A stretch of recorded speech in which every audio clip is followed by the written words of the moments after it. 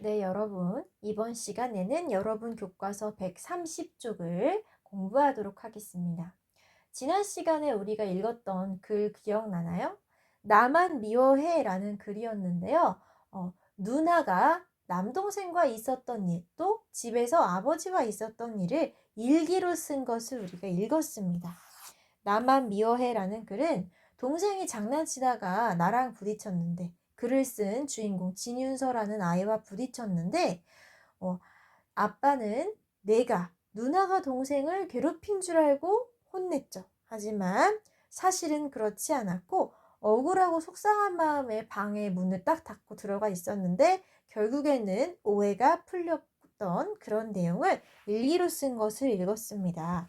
지난 시간에는 문장의 허용 관계가 잘못된 것을 찾는 데에 집중을 했다면요. 이번 시간에는 윤서처럼 있었던 일을 글로 옮기는 그 과정에 대해 알아보는 것을 중심으로 배워볼 텐데요. 130쪽 1번에 보면 경험이 드러나는 글을 써본 적이 있냐고, 그때 어떤 과정으로 글을 썼냐고 물어보네요. 여러분은 그런 경험 있죠? 선생님이 몇 번 학습지로 또는 일기장을 주면서 글을 한번 써봐라 라고 해준 적이 있는데 여러분은 그때 어떤 과정으로 일기를 썼나요? 바로 펜을 잡고 글로 옮겼나요? 아니면 잠깐 생각하는 시간을 거쳤나요? 집에서 써올 때는 여러분이 스스로 생각을 했지만 학교에서 일기 같은 경험을 드러내는 글을 쓸 때는 여러분이랑 선생님이 언제 어디서 어떤 일이 있었는지 이야기를 주고받은 다음에 글을 썼죠. 어떻게? 언제? 어떤 일이 있었는지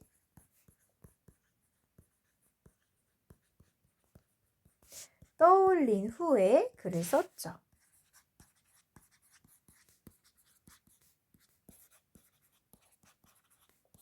왜 이런 과정을 거칠까요? 우리가 어떤 내용으로 글을 쓸 건지, 내가 뭘 쓰고 싶은지를 정하지 않으면요, 쓸 말이 없어요. 글의 주제랑 읽는 사람이랑 목적, 내가 쓰고 싶은 내용을 떠올리지 않으면 도무지 쓸 말이 안 떠오릅니다. 일기를 쓸 때 뭘 써야 될지 모르겠다고 말하는 친구들이 있었는데 고민을 하다가 있었던 일을 그냥 시간 순서대로 적는 친구들도 있고요. 내 감정을 중심으로 적는 친구도 있었어요. 글을 쓰는 사람 마음이니까 어떤 글이 좋고 나쁘다고 선생님이 함부로 판단할 수는 없지만요. 글을 조금 더 좀 진실되고 솔직하게 제대로 쓰려면요.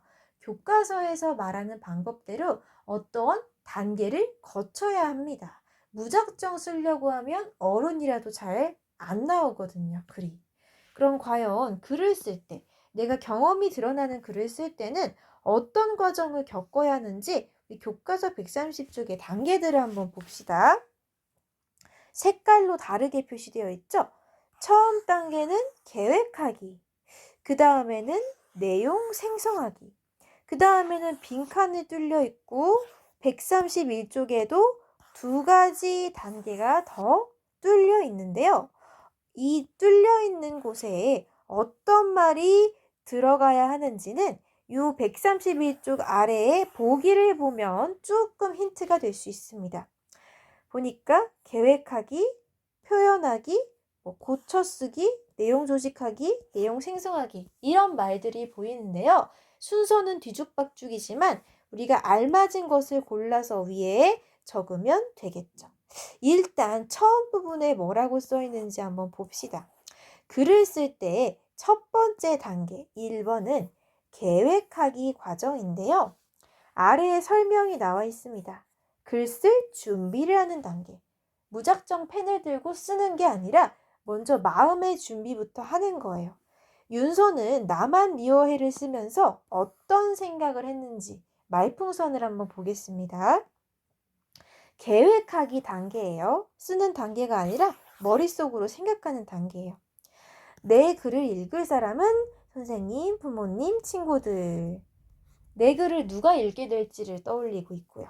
또 신화 동화보다는 내 경험이 드러난 글을 쓰는 것이 좋겠어. 자기가 뭘 쓰고 싶은지를 생각하고 있죠. 세 번째, 쉽고 재미있게 읽을 수 있는 글을 쓰고 싶어. 어려운 내용 말고.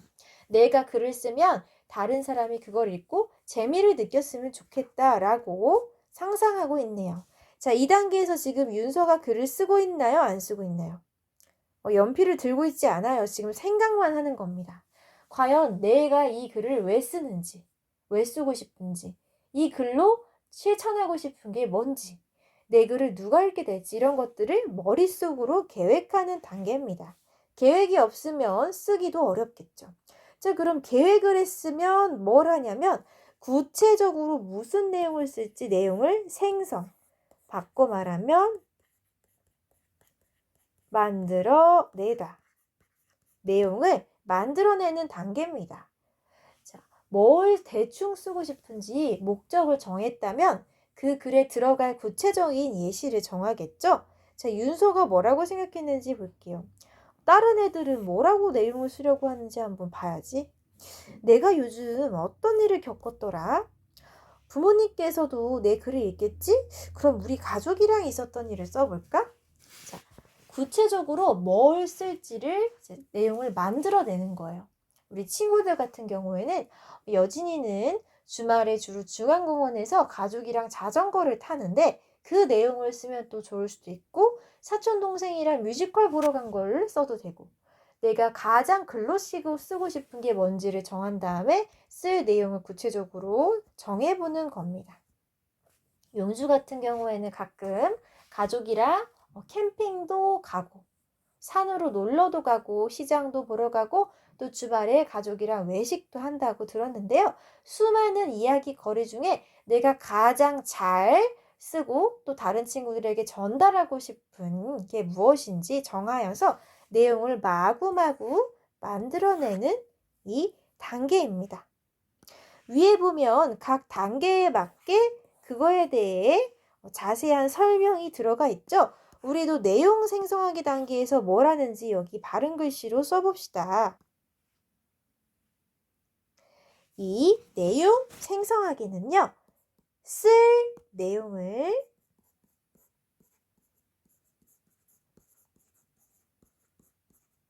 정하는 단계예요. 내가 경험한 것은 하루에도 굉장히 많습니다. 학교에 오기 전까지 집에서 있었던 일, 학교에 등교하여 자기 반에서 있었던 일, 쉬는 시간에 있었던 일, 또는 체육 시간에 운동장에서 있었던 일, 누구랑 누가 싸웠거나 누가 특이한 행동을 한 걸 내가 봤거나 내가 뭘 겪었거나 통합지원 이반 선생님이 무슨 말을 했거나 등등등. 내가 경험한 걸로 치면 사실 생각보다 많은데 이 친구들이 계획을 안 하고 다짜고짜 펜을 들어서 종이에 옮기려고 하니까 잘 안 떠오르는 거예요. 그렇기 때문에 우리가 이 앞에 계획하기 단계도 거치고 내용 생성하기 단계도 거치면서 내가 경험한 글을 경험한 내용 중에 뭘 쓰고 싶은지 정하는 겁니다. 경험한 건 많지만 그 중에 읽는 사람에게 재미도 느끼게 해주고 싶고 또 글로 옮겨서 오래오래 간직하고 싶은 게 뭔지 정하는 겁니다. 내용 생성하기 단계. 지금 계획하기 단계랑 내용 생성하기 단계를 거쳤는데 그 다음에는 뭔지 한번 오른쪽 윤서의 생각 주머니를 읽어볼게요. 자, 자세히 보면 윤서가 끝, 가운데, 처음이라고 써있는 종기를 막 뒤죽박죽 섰죠? 여러분 이거 예전에 선생님이 학습지에 해준 적이 있는데 이제 글이 이렇게 종이가 있다고 치면 처음이랑 중간이랑 끝에 내가 쓰고 싶은 이야기를 각각 어느 단계에 배치할지 이거 정하는 거 했었습니다. 내가 쓸 내용을 대충 정해졌는데 이 글 쓸 내용을 어떤 내용을 몇 번째 줄에 대충 쓸 것인가를 정리한 다음 글을 쓰면 훨씬 내용이 알차고 나중에 고칠 필요도 거의 없어집니다. 자, 윤서는 이렇게 생각했어요. 일이 있었던 차례대로 쓸까? 일이 생긴 까닭, 느낌 이런 것들을 나누어 쓸까? 자, 우리도 겪은 일을 쓸 때 사건을 중심으로 쓰기도 하고 시간 순서대로 쓰기도 하고 장소가 이동하면 그 장소 이동하는 순서대로 쓰기도 합니다. 어떤 방식으로 어떤 부분을 나눠서 글을 쓸지 이제 구체적인 내용은 아까 정했고 글을 짜임새 있게 구성하는 단계입니다. 쓸 내용을 정했는데 순서나 배치를 정하는 거예요. 어떤 부분을 이야기의 끄트머리에 적어야 좋을까? 글의 시작 부분에는 무슨 문장을 넣으면 좋을까? 이런 것들을 생각하는 단계입니다. 자, 예를 들어 내 경험을 앞쪽에 넣고 그 다음 있었던 일을 쓰는 게 좋을까? 아니면 있었던 일을 쭉 쓴 다음에 마지막에 감상을 넣을까? 이런 내용은 아까 정했지만 순서 같은 것을 어떻게 짜임새 있게 구성할지 정하는 단계를 바로 내용 조직하기 단계입니다. 여기 왼쪽에 보라색 상자에 적어보세요. 내용 조직하기. 내용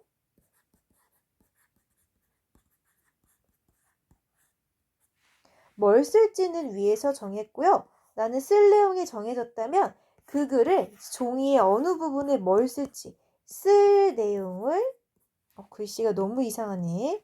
쓸 내용을 나누는 단계입니다.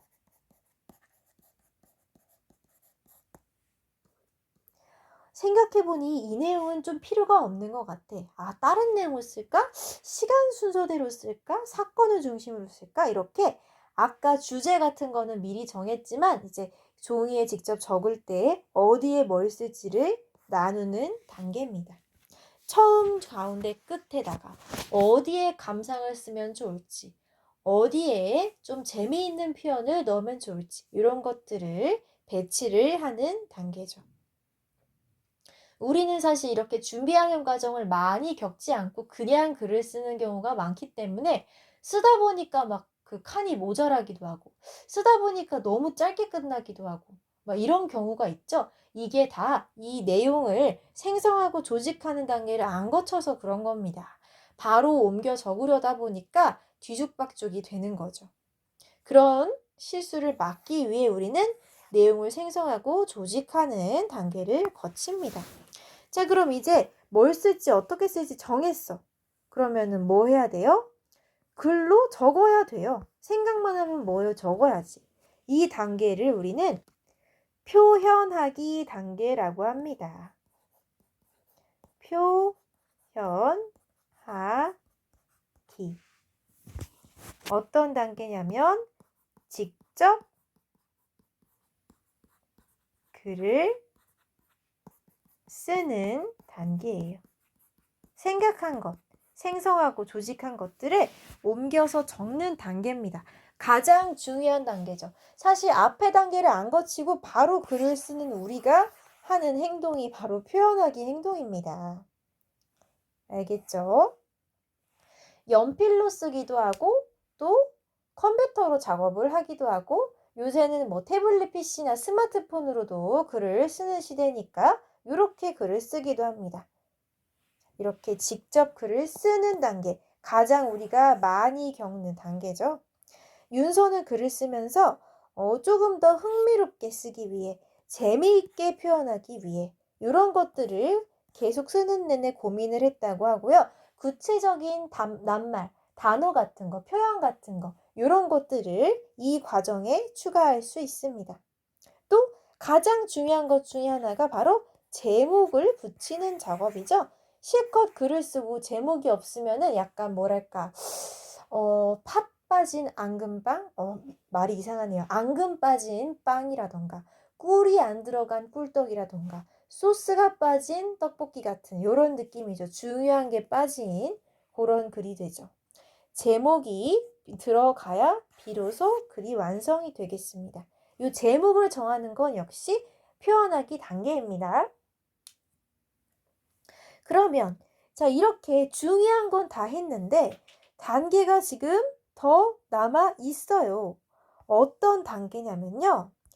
우리가 윤서가 쓴 글 나만 베어해를 보면서 약간 느낌 이상한데 문장이 어색한데 호응 관계가 이상한데 싶은 것들을 바꿨었죠.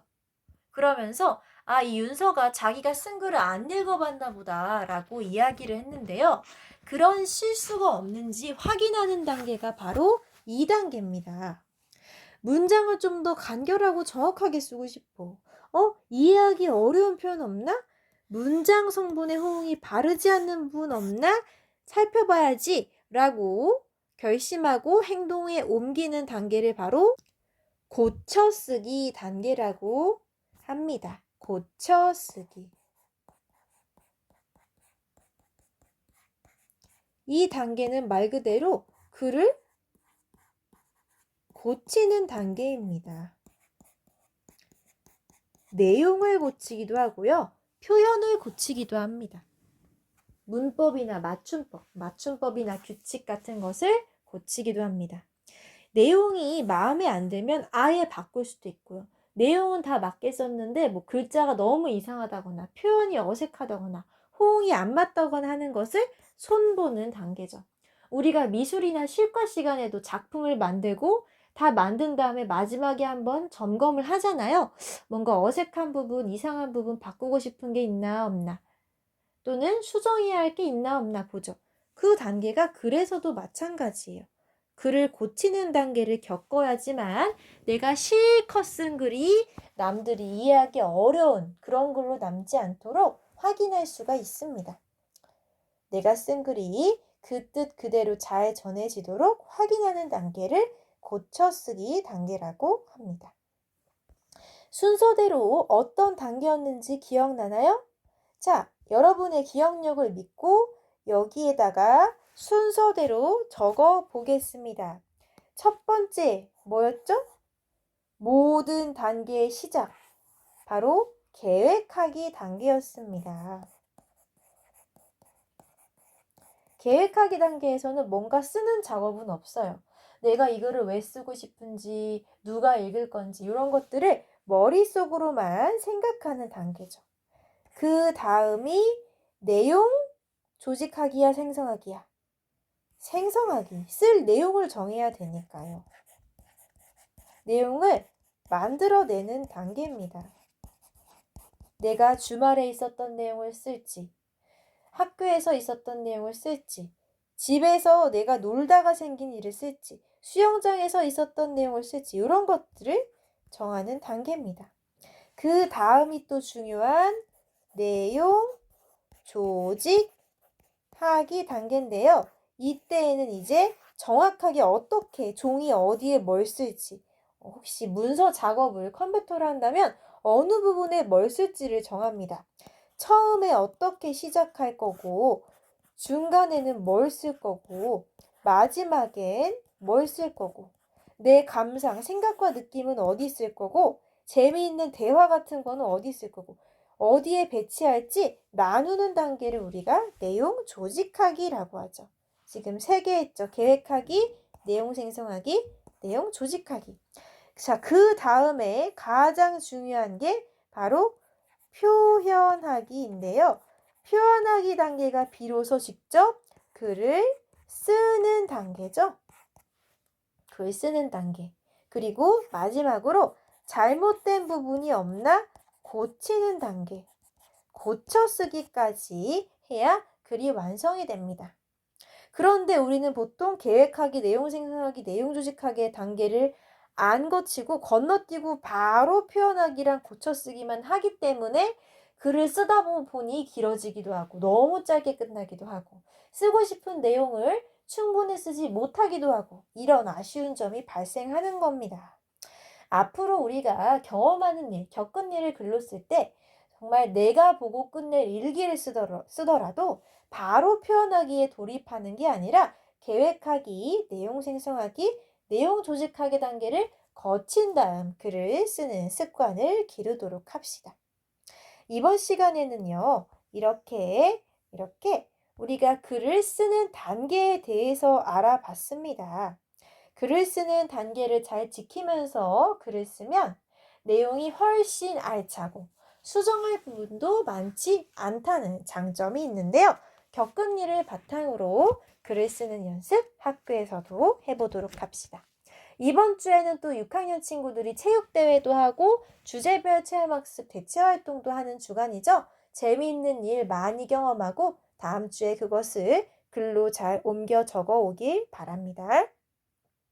이번 시간에도 공부하느라 고생 많았고요. 선생님은 다음 시간에 돌아올게요.